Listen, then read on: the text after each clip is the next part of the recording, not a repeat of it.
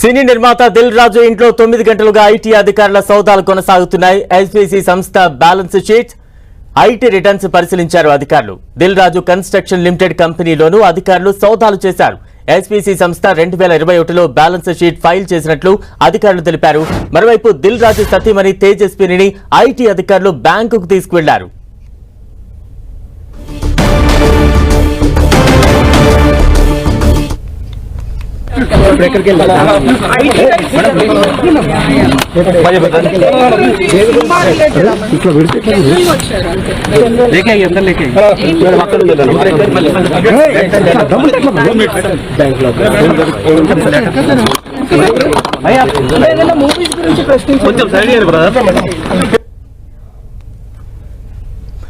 సినీ నిర్మాత దిల్ రాజు ఇంట్లో 9 గంటలుగా ఐటీ శాఖ అధికారులు దాడులు కొనసాగుతున్నాయి. తాజా అప్డేట్స్ అందించేందుకు మా ప్రతినిధి సునీల్ సిద్ధంగా ఉన్నారు.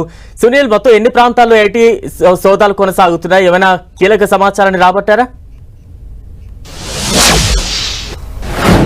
తెలుగు చలనచిత్ర పరిశ్రమలో ఇటీవల కాలంలో భారీ బడ్జెట్తో తెరకెక్కించినటువంటి సినీ ప్రొడ్యూసర్ నివాసాల్లో ఈరోజు ఉదయం 6 గంటల నుంచి కూడా ఏకకాలంలో 10 బృందాలు దాదాపు 55 బృందాలుగా విడిపోయి ప్రస్తుతం అయితే సోదాలు కంటిన్యూ కొనసాగిస్తున్నారు. 10 చోట్ల 55 బృందాలతో అటు దిల్ రాజు శ్రీ వెంకటేశ్వర క్రియేషన్స్ కావచ్చు, మరోవైపు మైత్రి మూవీ మేకర్స్ కావచ్చు, మరోవైపు మ్యాంగో మీడియా సంస్థ అధినేత నివాసం, మొత్తం 3 ప్రముఖ నివాసాలలో కూడా సోదాలు నిర్వహిస్తున్నారు. వీరితో పాటు వీరి సంబంధించినటువంటి ప్రధాన కార్యాలయాలు కూడా సోదాలు నిర్వహిస్తున్నారు. ప్రస్తుతం నేను బంజారాహిల్స్ లో ఉన్నటువంటి దిల్ రాజు నివాసం వద్ద ఉన్నాము. కొద్దిసేపు క్రితమే ఇక్కడికి అటు ఐటీ శాఖ అధికారులు దిల్ రాజు సతీమణి తేజస్విని బయటికి తీసుకెళ్లి బ్యాంక్ లాకర్స్ ని ఓపెన్ చేయించారు.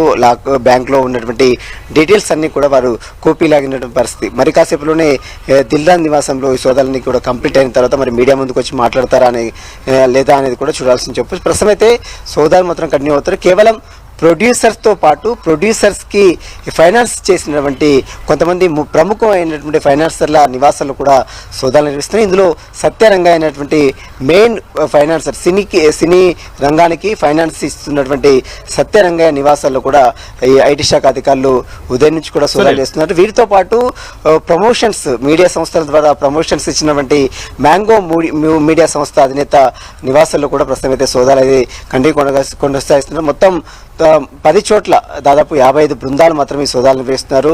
ఇప్పటివరకు జరిపిన సోదాల్లో కొన్ని కీలక ఆధారాలు, బ్యాంక్ స్టేట్మెంట్స్ కావచ్చు, బ్యాలెన్స్ షీట్స్ కావచ్చు, బ్యాలెన్స్ షీట్స్ ని వీళ్ళు ప్రాపర్గా హ్యాండిల్ చేస్తున్నారా లేదా, ఇటీవల కాలంలో దిల్ రాజు నిర్మించిన శ్రీ వెంకటేశ్వర బ్యానర్ క్రియేషన్స్ నిర్మించినటువంటి గేమ్ చేంజర్ కావచ్చు, మరోవైపు సంక్రాంతికి వస్తున్నాం, ఈ 2 కూడా భారీ బడ్జెట్తో నిర్మించారు. గేమ్ చేంజర్ 450 కోట్ల మేరకు బడ్జెట్ దానికి వెచ్చించారు. దీంతో పాటు 75 కోట్లు సంక్రాంతికి వస్తున్న సినిమాకు 75 కోట్లు.